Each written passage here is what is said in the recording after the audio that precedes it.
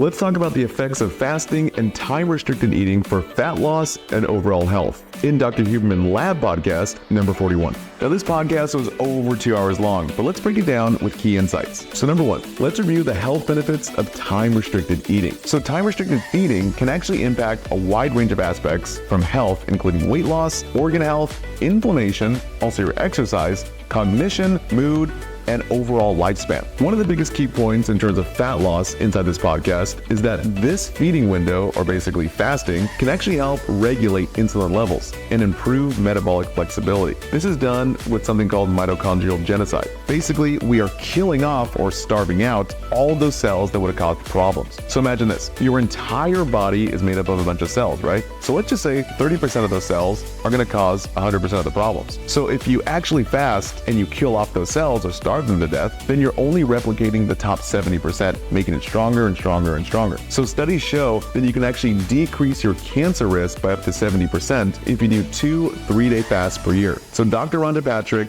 who has her own podcast called Found My Fitness, she goes on podcasts with Joe Rogan as well as Ben Greenfield, but she talks about the benefits of fasting and this mitochondrial genocide, aka autophagy, cleaning up the waste that is going to cause cancer and other problems. Time-restricted feeding can involve eating every other day, which is really awkward to me, or eating one way for 5 days and then fasting for 2 days. And that can have a positive impact on weight loss, fat loss, and various other health parameters. For me, I was doing 3-day fasts every single month, and I saw a huge rejuvenation in my skin. Now, I was only able to keep that up for about 6 months until I fell off the wagon, but I'm gonna try to get back on it. So I was doing a protocol where I was eating regular food or fasting for 18 hours a day and really only eating during that window, trying to go more keto diet and then fasting 24 hours, 1 day a week. They're saying that is a huge beneficial factor for amazing rejuvenation. Now, a lot of Hollywood actors are doing it. There's an entire Netflix series with Zac Efron going around and doing longevity studies.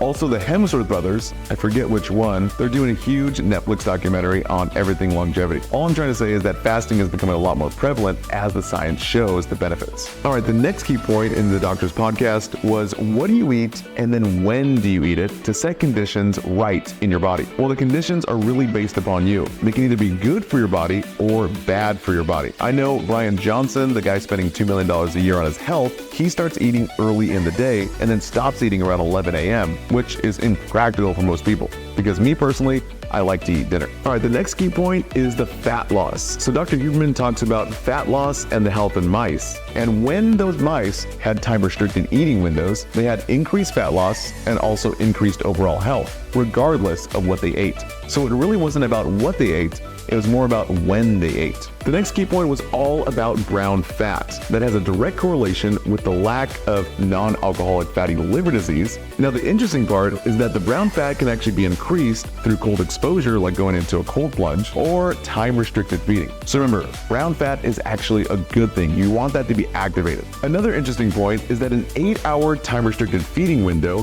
has been shown to produce weight loss and reduce blood pressure without calorie counting, which is actually a good thing. Because man, I had my MyFitnessPal and I was trying to put all my calories in and it just didn't work for me. So without counting calories, it makes it a good rule of thumb to incorporate time-restricted feeding, or basically eating in an 8-hour or even 4-hour window. So the importance of time and length in the feeding window is critical. So again, 8 hours to 4 hours, but really it just depends on you. The next key takeaway is that time-restricted feeding can actually prevent metabolic disease without reducing caloric intake, according to a landmark study by Sanchin Panda, which sounds kind of weird to me. But metabolic disease is one of the worst things for us. It basically is a disease that accompanies diabetes as well as obesity. Okay, now let's talk about sun exposure and really when is the best time. So Dr. Huberman breaks down when you wake up, you want to do the double S's, salt and sunlight. It helps to reset the body, or really reset their circadian rhythm. Followed by food is the second most powerful timekeeper. So just remember, when you get up in the morning, you want to get sun in your eyes in about the first 30 minutes. I know Dr. Huberman says the first 60, but 30 minutes is a good time for me. And then when you eat your first meal, those two timekeepers throughout your day should keep you on track. Now, for optimal results with intermittent fasting, it's important not to eat for the first hour after waking up and for at least 2 to 3 hours before bedtime. Me personally, I like to keep to the hours of 4 hours before bedtime, and I won't even eat my first meal until about 8 hours after waking up. So my feeding window is between about 2 o'clock to 8 p.m., and I'm usually falling asleep around 11 or 12. Now, Dr. Huberman believes that the ideal feeding window for most people is between 7 to 9 hours, as it produces all the major health benefits of time-restricted feeding, and it's straightforward to adhere to on a regular basis. For me personally, I don't like eating breakfast anymore. I want to get my day started, I want to do my salt and my sun and do all my activities of daily living inside the bathroom, and then get right to work and also my workout. So I don't have to worry about making food or feeding myself until right around 1 or 2 o'clock. Now, an interesting point is that the timing of your feeding window is just as important as the length of it when it comes to the positive health effects. The biggest impact of fasting is on cellular processes known as autophagy. So remember, autophagy is simply the cleanup around the body of those old dead cells, those luminescent cells that cause disease in the future, and also fat loss. Now, speaking of fasting and autophagy, it's essentially a cleanup process. It gobbles up all the dead cells, or even the cells that are injured and sick, and about 30% of the cells in the body will eventually cause 100% of the diseases in the future. So remember, if you're fasting, you can decrease your risk for future diseases like cancer. But those studies show between 3 days to 7 days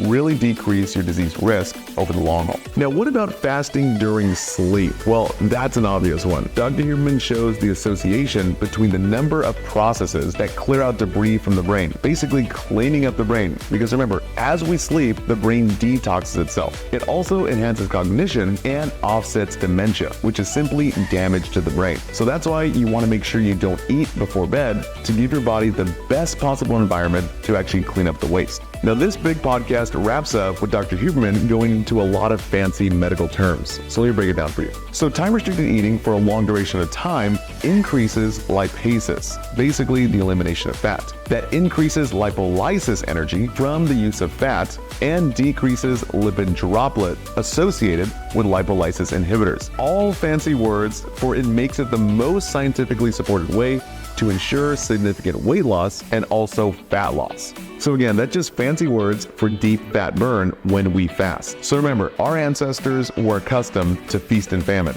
They often would go long times without eating because they were hunters and gatherers. So between those long periods of food loss, they would actually turn on longevity markers, which we're now finding beneficial. So again, you don't need 3 meals a day. You don't even need 6 meals a day. If you want to live longer and regenerate your body and also turn on longevity markers in your body, simply fast for 18 hours a day and only eat between a 4 to 8 hour window. And one of the last things you can do to decrease your cancer risk by up to 70% is simply do a 3 to 7 day fast either once or twice a year. All right, guys, that wraps it up. Thank you so much for watching. Please be sure to subscribe and hit that bell notification button for our future videos.